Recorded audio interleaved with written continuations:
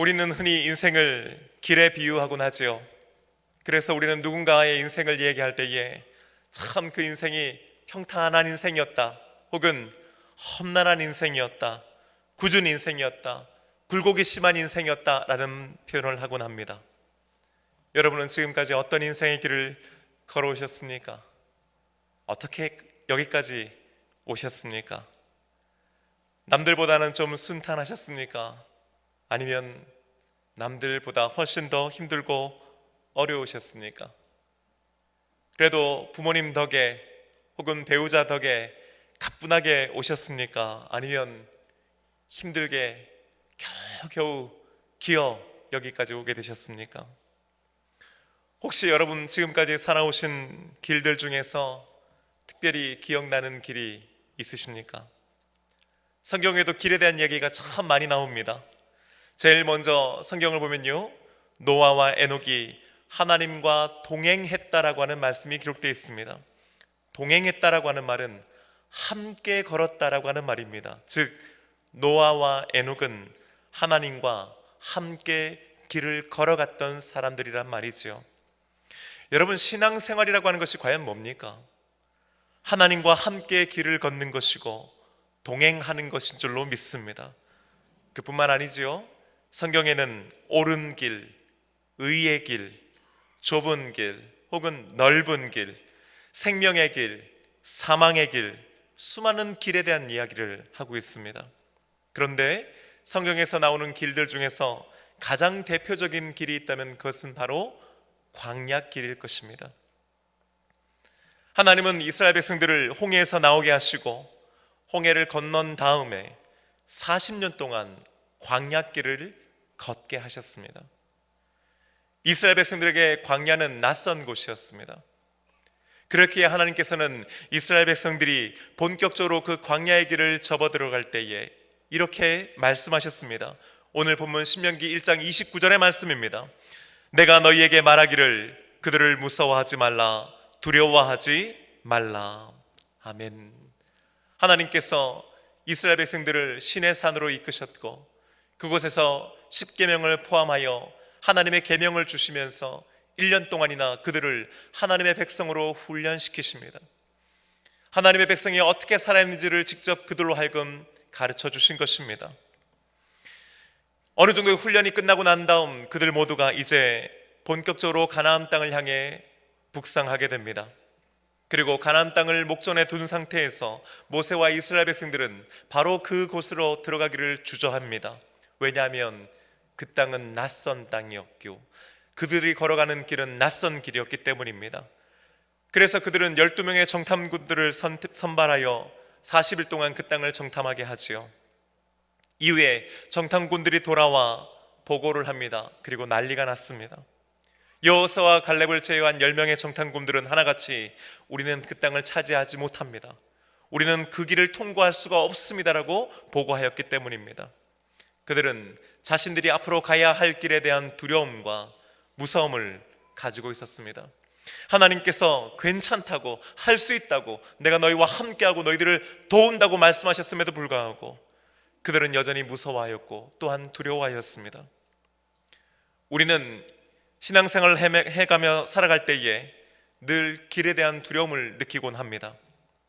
새로운 인생의 길을 떠나기 위해 출발선상에 서면 누구나 이 길이 어떤 길일까, 또 어떤 일이 우리 앞을 기다리고 있을까 하는 기대와 함께 한편으로는 과연 내가 이 길을 잘 갈 수 있을까, 안전하게 갈 수 있을까, 해낼 수 있을까, 실수 없이 살 수 있을까를 염려하곤 합니다.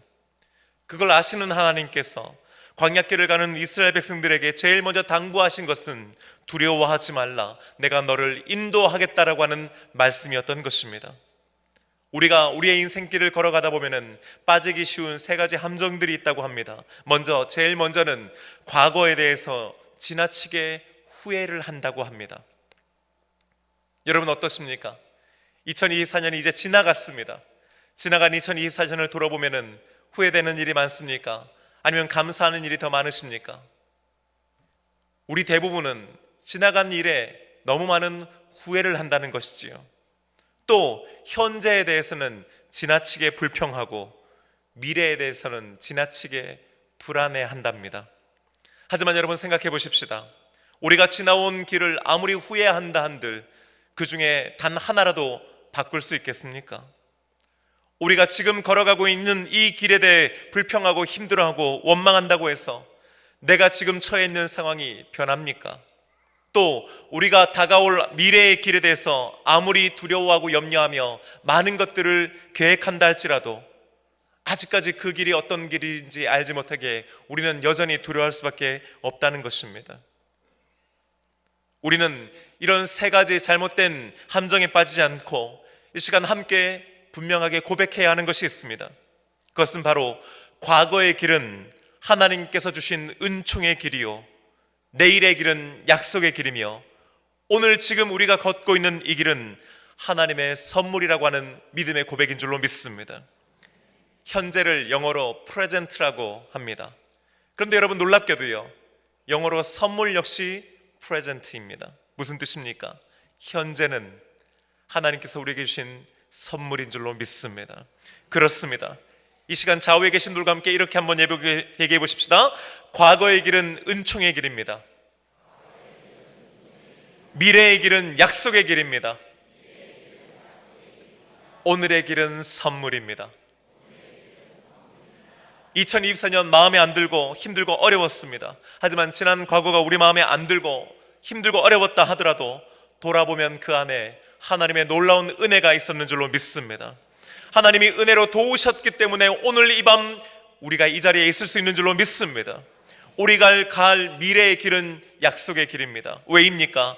하나님께서 약속해 주셨기 때문입니다. 내가 너와 함께 하리라, 내가 너를 도우리라, 주님께서 주시는 말씀인 줄로 믿습니다.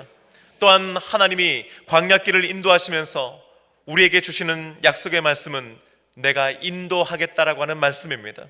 오늘 본문 말씀 신명기 1장 30절 상반절의 말씀 함께 읽어보십시다. 너희보다 먼저 가시는 너희의 하나님 여호와께서. 할렐루야. 야, 그럼 네가 한번 먼저 가봐. 네가 가보고 괜찮으면 갈만한 길이면 내가 따라가마, 그렇게 말씀하지 않으셨다는 거죠. 내가 너희보다 앞서 갈 테니 나를 따라오라고 말씀해 주시는 분이 바로 저와 여러분의 하나님이신 줄로 믿습니다. 우리는 평소에는요, 하나님께서 우리보다 앞서 가시는 줄을 잘 알지 못합니다. 그러나 나중에 시간이 지나고 나면은 그분이 내가 모르는 길을 먼저 가셨구나, 앞서 가셨구나, 그리고 나를 이렇게 인도해 주셨구나 하고 믿음으로 고백하게 되는 것이지요.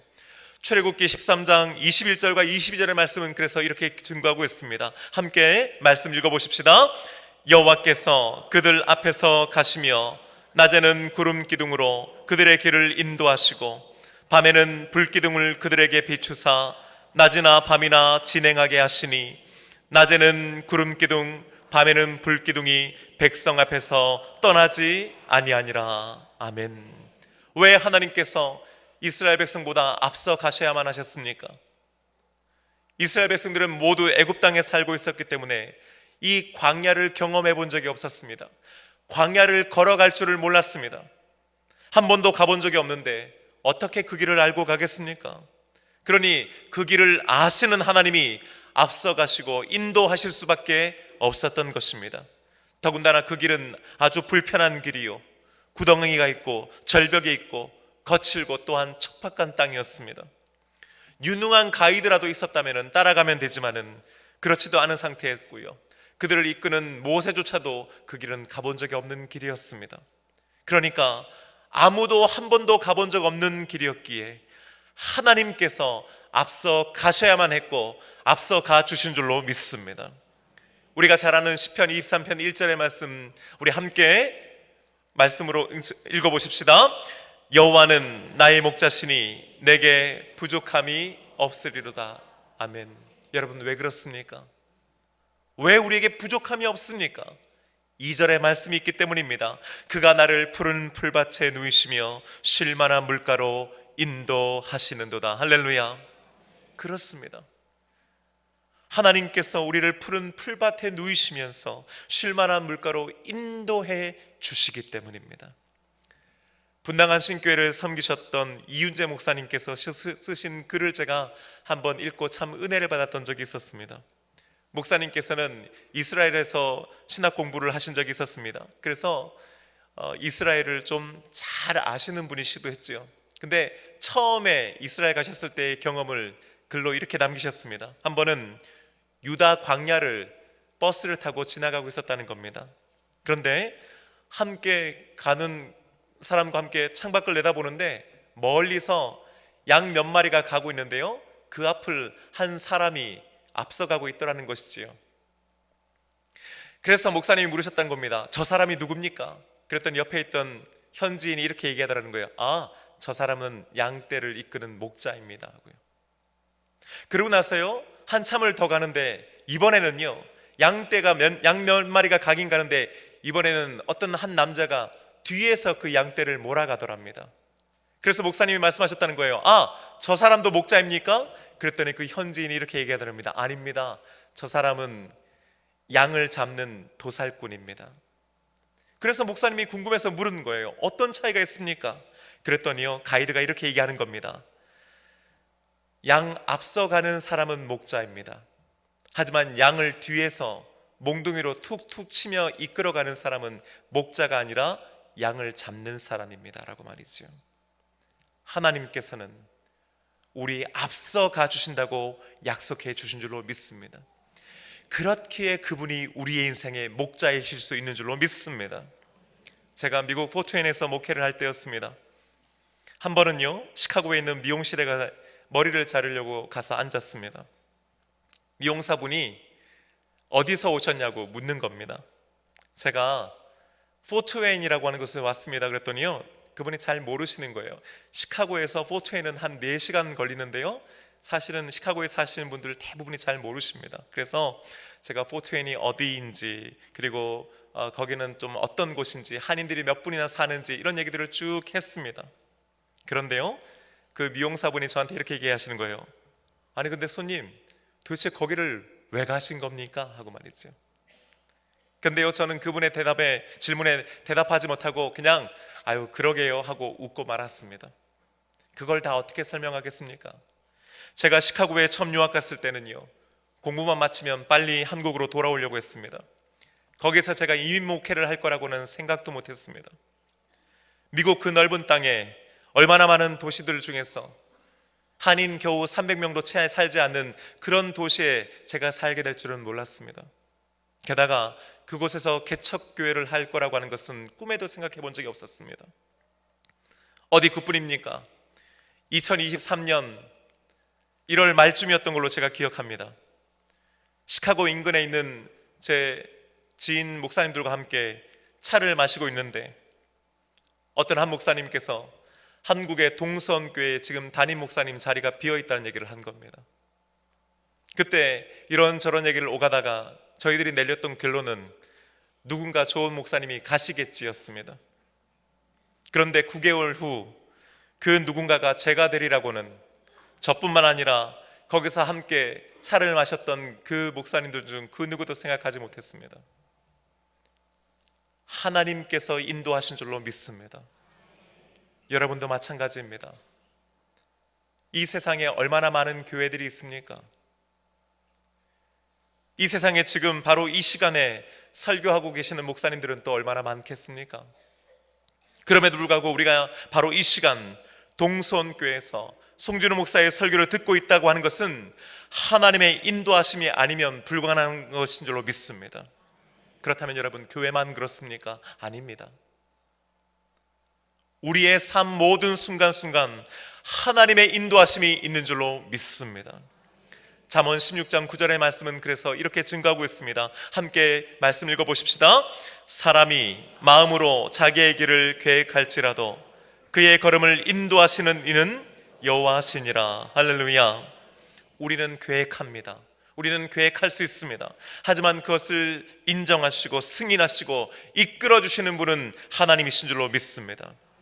세상은 무언가 새로운 것을 시도하고 새로운 길을 개척한 사람들을 위대하게 칭송하고 추앙합니다. 그런 사람들을 좋아합니다. 테슬라를 이끌고 있는 일론 머스크 같은 사람들이 세상에 높은 평가를 받는 이유도 바로 그런 것 아니겠습니까? 남들이 하지 않은 것, 남들이 가지 않은 길을 가기 때문이지요. 그래서 세상은 늘 언제나 도전 정신과 개척 정신을 높게 평가합니다. 하지만 여러분, 본질적으로 무언가를 개척해 나가는 것만큼이나 중요한 것이 있다면 그것은 하나님께서 예정하시고 예비하시고 인도하신 길을 따라가는 것인 줄로 믿습니다. 성경은 어디에도 새해가 되었으니 네가 알아서 새해 잘 살아보라고 얘기하지 않습니다. 네가 알아서 네 인생의 길을 개척하라고 말씀하지 않습니다. 네가 열심히 한번 도전해보라고, 네 인생이니까 네가 알아서 열심히 살라고 말하지 않습니다. 오히려 성경 말씀은 주님께서 인도하시니, 주님께서 아시니, 주님께서 앞서가시니 그분의 길을 따라가라, 그분의 길을 걸어가라, 그분의 인도하심에 맡기라, 하나님을 의지하라고 우리에게 명령하는 줄로 믿습니다. 오늘 성경 본문은요, 거기서 한 걸음 더 나아가서 그분의 품에 안기라고 우리에게 말씀하고 있습니다. 31절 말씀도 함께 읽어보십시다. 광야에서도 너희가 당하였거니와 사람이 자기의 아들을 안는 것 같이 너희의 하나님 여호와께서 너희가 걸어온 길에서 너희를 안으사 이곳까지 이르게 하셨느니라. 할렐루야. 오늘 이 31절의 말씀이 저와 여러분의 믿음의 고백되기를 주님의 이름으로 축복합니다. 너희를 안으사는 거예요. 하나님께서 우리를 안아서 여기까지 왔다고 하는 것입니다. 아비 어미가 어린 아이를 안지요. 왜입니까? 물론 아기가 이뻐서이기도 하지만은요, 그 아기에는 아무런 능력이 없기 때문입니다. 전적으로 그 아비와 어미를 의지할 수밖에 없기 때문이지요. 오늘 말씀이 아비가 마치 자신의 아기를 안는 것 같이 하나님께서 우리 한 사람 한 사람을 안아 여기까지 오게 하셨다고 말씀하고 있습니다. 사랑하는 여러분, 여러분은 여러분 한 명 한 명을 이곳까지 하나님께서 안아왔음을 믿으십니까? 믿는 저와 여러분 되기를 주님의 이름으로 축복합니다. 동시에 여러분, 2025년에도 하나님께서 우리 한 사람 한 사람을 안아 옮겨주실 줄로 믿습니다. 우리는 때로 하나님께서 내 길을 아신다, 나의 길을 인도하신다, 내 앞에서 가신다, 심지어 나를 안고 가신다라고 하는 말씀이 하나도 마음에 와닿지 않을 때가 있습니다. 철저하게 혼자이고 외롭고 고독하다고 느낄 때가 종종 있지요.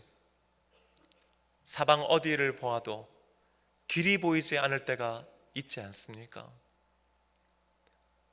욥이라고 하는 사람도 그랬습니다. 욥도 인생의 절망의 시간이 있었습니다. 자신의 길이 끊겨버리고 모든 길이 막히는 경험을 그 역시 했던 적이 있었습니다. 욥기 23장 8절과 9절의 말씀입니다. 그런데 내가 앞으로 가도 그가 아니 계시고 뒤로 가도 보이지 아니하며 그가 왼쪽에서 일하시나 내가 만날 수 없고 그가 오른쪽으로 돌이키시나 배울 수 없구나.